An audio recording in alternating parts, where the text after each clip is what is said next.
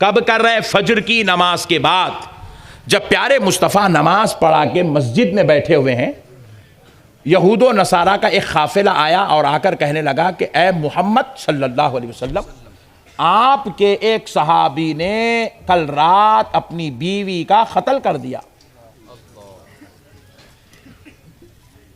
نبی مکرم صلی اللہ علیہ وسلم نے فرمایا کون ہے وہ شخص جس نے کل اپنی بیوی کا قتل کیا کل رات؟ وہ اٹھ کے کھڑا ہو جائے۔ کوئی کھڑے نہیں ہوئے۔ حضور نے دوسری بار کہا، کوئی کھڑے نہیں ہوئے۔ حضور نے تیسری بار کہا، اس کو اللہ اور اس کے رسول کا واسطہ، وہ کھڑا ہو جائے۔ اخیر صف سے ایک صحابی ایسے لرزے کے ساتھ کانپتے ہوئے اٹھ کے کھڑے ہو گئے، ایسے کانپتے ہوئے، لرزہ طاری ہوتا ان کے اوپر، ایسے کانپ رہے تھے، اٹھ کے کھڑے ہوئے۔ نبی پاک علیہ السلام نے جیسے ہی ان کو دیکھا کہا تم؟ تاجدار کائنات صلی اللہ علیہ وسلم نے جیسے ان کی طرف دیکھ کے کہا کہ تم انتا؟ یہ سنے تو سارے صحابہ پلٹ کے دیکھے آخر وہ کون ہے، تو دیکھتے ہیں کہ وہ نابینا صحابی ہے جن کی دونوں آنکھ نہیں تھی، نابینا ہے۔ نبی پاک علیہ السلام نے کہا ان کو ادھر لے آؤ، سامنے لے آؤ۔ ان کو پوری صفوں سے ہٹا کر سامنے لے آ کر رسول اللہ کے روبرو بٹھایا گیا۔ اب سنو مسلمانوں، ترمذی شریف میں روایت ہے، نبی مکرم صلی اللہ علیہ وسلم نے پوچھا کیا کل رات تم نے اپنی بیوی کا قتل کیا؟ سوال یہ ہوا۔ وہ جواب دینے لگے یا رسول اللہ وہ میری ام ولد تھی۔ ام ولد کس کو کہتے ہیں؟ ایسی خاتون جو پہلے باندی تھی، اس کو نکاح کر کے بیوی کا درجہ دیا جائے، اس کو ام ولد کہتے ہیں۔ یا رسول اللہ وہ میری ام ولد تھی،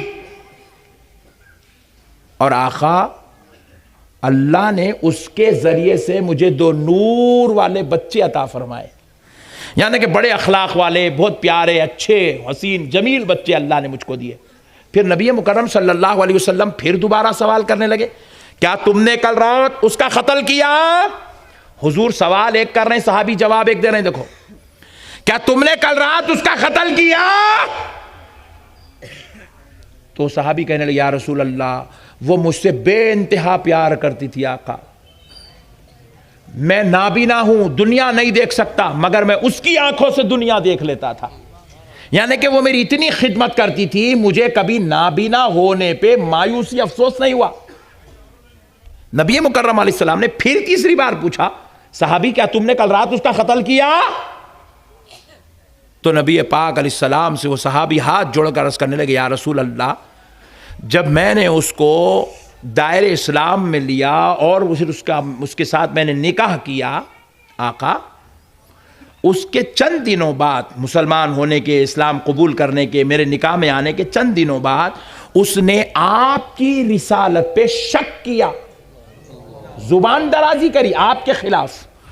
تو میں یہ سوچنے لگا کہ میں شاید اس کو اپنے نبی کے بارے میں مکمل تعلیم نہیں دے سکا، اس لیے یہ میرے نبی سے متعلق زبان درازی کر رہی ہے، نبی کی رسالت پر شک کر رہی ہے، بد کلامی کر رہی ہے، اعتراض کر رہی ہے، نازیبا الفاظ کا استعمال کر رہی ہے۔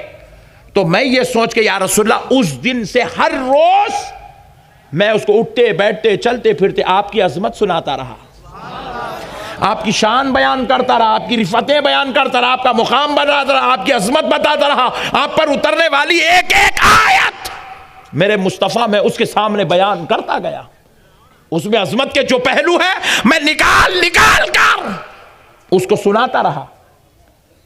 مگر یا رسول اللہ کل رات پھر سے ایک بار اس نے آپ کی رسالت پر اعتراض کیا، آپ سے متعلق زبان درازی کی، خدا کی قسم یا رسول اللہ مجھے رہا نہ گیا، مجھے برداشت نہ ہوا، میں آنکھوں کا اندھا نابینا، میں اپنے گھر میں ہاتھ ایسے مارتا مارتا مارتا مارتا ادھر ادھر پھرا، یا رسول اللہ صلی اللہ علیہ وسلم حجرے میں مجھے کچھ نہ ملا، کمرے میں چولہے میں گیا، چھری میرے ہاتھ کو لگی، آقا میں اس چھری کو اپنے پیچھے لایا، پکڑا لایا اور اپنی بیوی پر 70 وار کیا، کیونکہ یا رسول اللہ میں سب کچھ تو برداشت کر سکتا ہوں، آپ کی گستاخی برداشت نہیں کر سکتا۔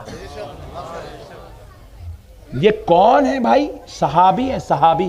کیا سبق دینا چاہ رہے قیامت تک آنے والے انسانوں کو کہ اپنی بیوی سے بھی زیادہ نبی سے محبت کرو، اپنی اولاد سے زیادہ نبی سے محبت کرو، اپنے گھر والوں سے زیادہ نبی سے محبت کرو، اپنے کاروبار سے زیادہ نبی سے محبت کرو، اپنے دوستوں سے زیادہ نبی سے محبت کرو، کیونکہ نبی ہمارا ایمان ہے، نبی ہمارا، زور سے بولو، نبی پاک علیہ السلام نے جب اس صحابی کے یہ جملے سنے تو نبی نے فرمایا جاؤ، جا کر اپنی جگہ پہ بیٹھ جاؤ، تم نے اللہ اور اس کے رسول کو راضی کر لیا ہے۔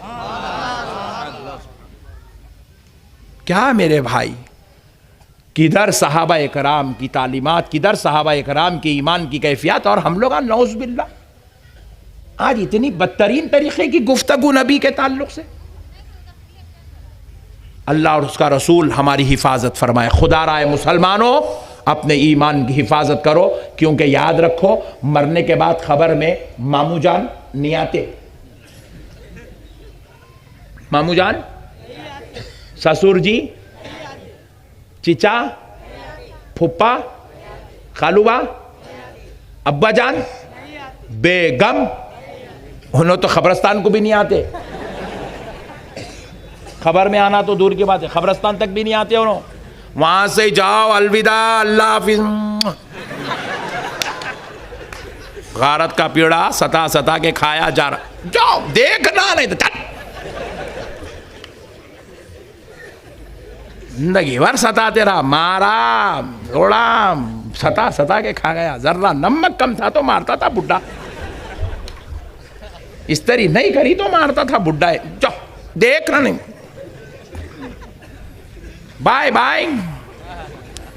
بیگم تو خبر میں بھی آنے والی، قبرستان کو بھی آنے والی، کوئی نہیں آئیں گے، کوئی عالم صاحب نہیں آئیں گے، کوئی مولانا صاحب نہیں آئیں گے، کوئی پیر صاحب نہیں، کوئی نہیں آئے گا، مگر اے مسلمانوں، اللہ کی قسم کان کھول کے سن لو، خبر میں سوال جواب بعد میں ہوگا، آمنہ کا لال پہلے تشریف لائے گا۔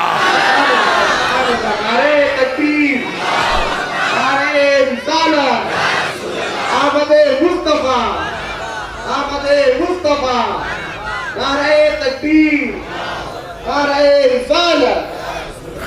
سرکار آئیں گے، سرکار کو منہ دکھانا ہے، سرکار کو بولو، سرکار کو غلامی کر کے گئے تو دکھا سکیں گے، یا رسول اللہ آپ کا ہی غلام تھا میرے آقا، غلامی نہیں کریں گے تو منہ نہیں دکھا سکیں گے، بے ادبی کر کے جائیں گے، گستاخیاں کر کے جائیں گے، منہ نہیں دکھا سکیں گے، اللہ اکبر، عاشق بن کے جائیں گے، میں وہ سنی ہوں جمیل قادری مرنے کے بعد، میرا لاشا بھی پڑے گا الصلاۃ والسلام۔ عاشق بن کے جاؤ سب کر سکتے، گستاخ بن کے گئے تو کچھ بھی نہیں کر سکتے، عاشق بنیں گے انشاءاللہ، کوئی بھی بہکاؤ نہیں بہکیں گے، بہکیں گے، زور سے بولو، پکا وعدہ،